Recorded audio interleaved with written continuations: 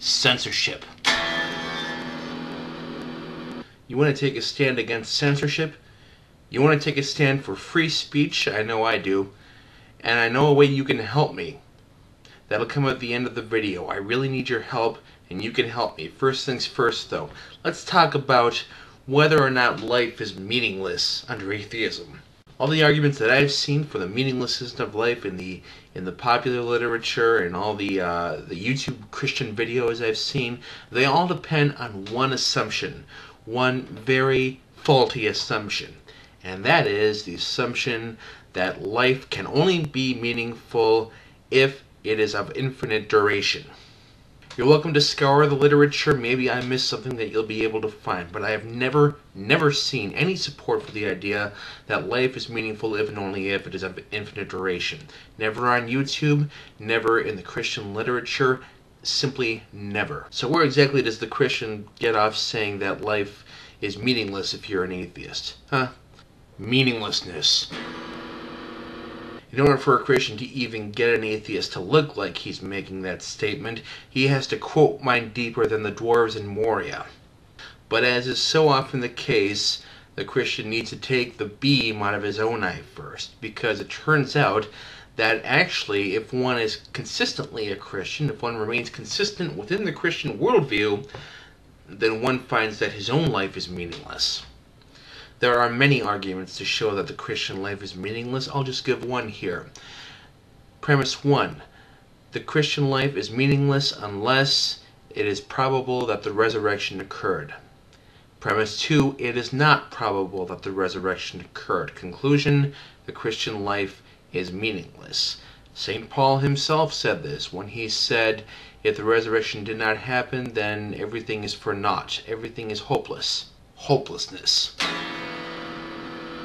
That's enough of that. Everything is in vain if the resurrection didn't happen. This is one of the fundamental tenets of the Christian worldview. And if you want to see some good, compelling reasons to believe that the resurrection didn't happen, as well as some great, compelling rebuttals of these Christian apologists who grasp at the flimsiest historical straws to try to prove that the resurrection did happen, or at least that it probably happened, here's one link below.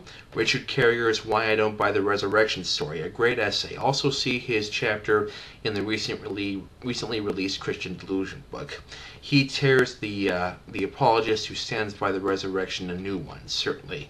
Leaves them with a new meaning of the word empty tomb, if you ask me.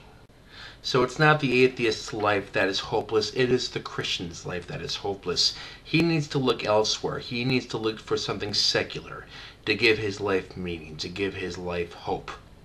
There is hope, hopefully, in his life, but it won't come from any sky daddy. Now, as for freedom of speech, as for censorship, if you want to help me take a stand against this, here's what you do. Download this video, there's a link below.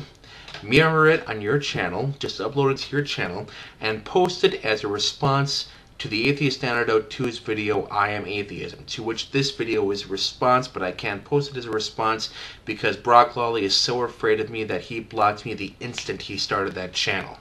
Ideally, I want his video flooded with this video, with responses from me, so that he knows that he cannot ignore his most vociferous critic. He cannot ignore his most philosophically sophisticated critic.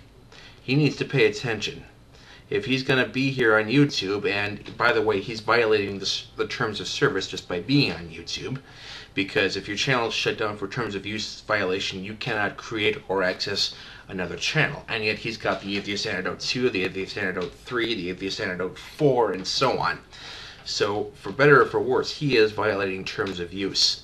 Let's send him a message. Let's send him a message that if he's going to go so far as to cheat to be on YouTube, he can't ignore us any longer. I'm DavidJohnWellman. The bank is closed.